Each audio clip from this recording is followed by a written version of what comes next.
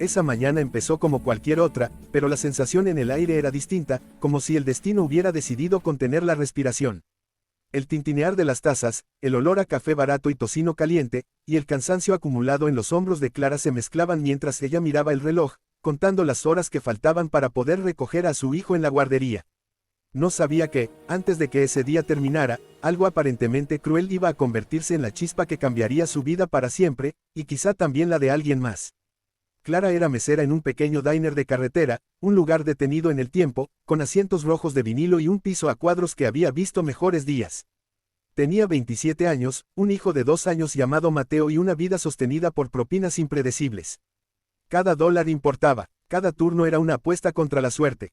Había aprendido a sonreír incluso cuando los clientes no devolvían la amabilidad, porque sonreír no costaba nada, y a veces, muy rara vez, traía una buena propina. A media mañana entró un hombre mayor, elegante, con un traje que no encajaba del todo con el lugar. Su presencia silenció un poco el diner. No era solo su ropa, era la forma en que caminaba, seguro, como alguien acostumbrado a ser obedecido. Clara lo sentó en una mesa cerca de la ventana. Él pidió café negro y el desayuno más barato del menú. No sonrió, no fue grosero, simplemente distante, como si su mente estuviera en otro mundo. Mientras Clara trabajaba, lo observó de reojo. Él comía despacio, mirando a su alrededor, fijándose en los detalles. Una pareja discutiendo en voz baja, un camionero riendo solo, un niño derramando jugo. Cuando terminó, dejó el plato vacío y pidió la cuenta. Clara se la llevó con una sonrisa cansada. Él pagó en efectivo, dejó el dinero justo y se levantó sin decir palabra.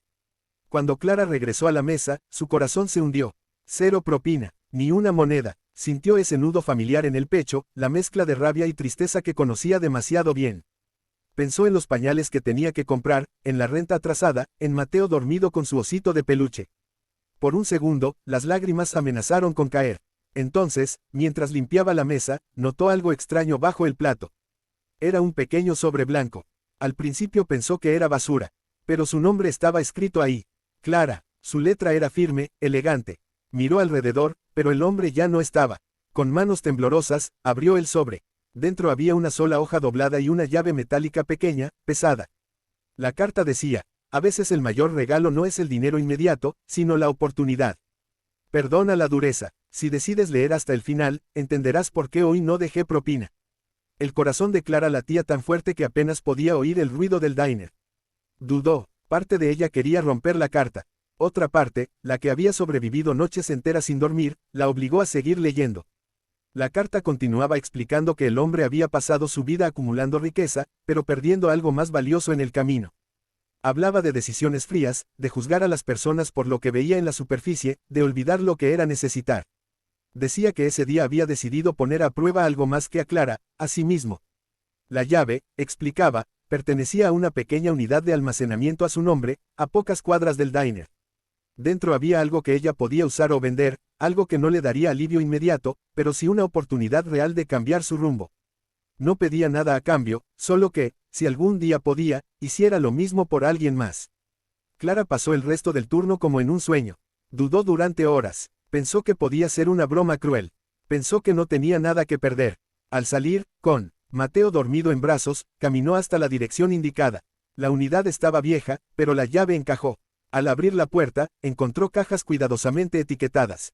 Dentro había equipo de cafetería profesional, una máquina de espresso casi nueva, molinillos, y documentos. Papeles que explicaban cómo ese hombre había empezado su primer negocio, una pequeña cafetería, muchos años atrás. También había un sobre con un contrato de cesión, todo eso ahora era de ella. Esa noche, Clara lloró como no lo había hecho en años. No de tristeza, sino de miedo y esperanza mezclados. El miedo a fallar, la esperanza de que, quizá, por primera vez, el futuro no estuviera completamente cerrado. Los meses siguientes fueron duros. Vendió algunas cosas, conservó otras. Aprendió, se equivocó, volvió a intentarlo. Con el apoyo de una comunidad que fue creciendo a su alrededor, abrió un pequeño café cerca del diner. No era lujoso, pero era suyo. Mateo daba sus primeros pasos entre mesas y risas. Un año después, un hombre mayor entró al café. Clara lo reconoció de inmediato. Él pidió café negro. Cuando terminó, dejó el dinero y una generosa propina. Clara se acercó, sonrió y dijo gracias. Él la miró, esta vez con calidez, y respondió: parece que la oportunidad encontró a la persona correcta. Cuando se fue, Clara notó que había dejado algo más bajo la taza. Una nota sencilla: la verdadera riqueza es lo que hacemos por otros cuando nadie nos obliga. Clara miró a su alrededor, a su hijo, a su café lleno de vida, y entendió que aquel día en el diner, cuando creyó que la habían despreciado, en realidad había recibido el regalo más grande de todos, la fe de alguien que decidió creer en ella antes de que ella misma pudiera hacerlo. Clara guardó aquella nota en el bolsillo de su delantal y siguió trabajando, pero algo dentro de ella ya no era igual. Cada cliente que entraba al café esa tarde le parecía distinto, como si ahora pudiera ver las historias invisibles que cada uno cargaba consigo.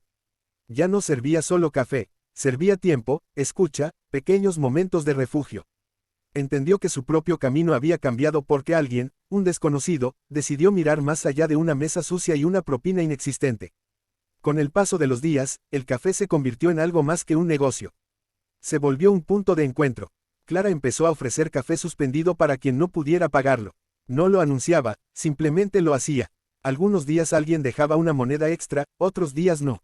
Pero siempre había alguien que lo necesitaba. Y cada vez que entregaba una taza caliente a manos temblorosas, recordaba aquel sobre blanco bajo el plato. Mateo creció entre aromas de café recién molido y risas suaves. Aprendió a decir, gracias, antes que muchas otras palabras. Clara lo observaba desde detrás del mostrador, sintiendo una mezcla de orgullo y gratitud. Ya no vivía contando monedas al final del día con el corazón apretado. Seguía trabajando duro, pero ahora lo hacía con una esperanza firme, de esas que no se rompen fácilmente. A veces, en las mañanas tranquilas, Clara pensaba en el hombre del traje. No sabía dónde estaría ni si volvería algún día. Tampoco lo necesitaba, él había cumplido su parte. El resto dependía de ella. Y lo estaba haciendo. Una tarde lluviosa, una joven entró al café con un niño pequeño dormido en brazos. Sus ojos reflejaban el mismo cansancio que Clara conocía tan bien. Clara no preguntó nada, simplemente le ofreció sentarse y le llevó una taza caliente. La joven intentó pagar y se disculpó por no tener suficiente. Clara sonrió y le dijo que estaba bien, que alguien más ya había cubierto ese café. La joven rompió en llanto silencioso. En ese momento, Clara comprendió completamente el mensaje que había recibido aquel día en el diner. No se trataba de dinero, ni de negocios, ni siquiera de segundas oportunidades.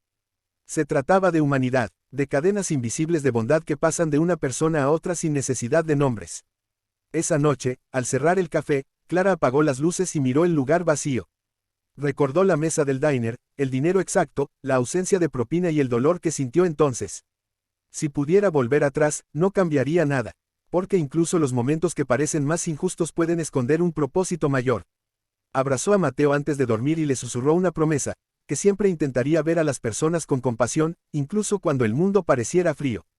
Porque a veces, lo que parece una pérdida es solo el comienzo de algo mucho más grande. Y así, la historia de una propina inexistente se transformó en una vida llena de significado. No por el dinero que llegó después, sino por la fe que nació ese día. La fe de que un solo acto, incluso uno que duele, puede cambiarlo todo si se mira con el corazón abierto.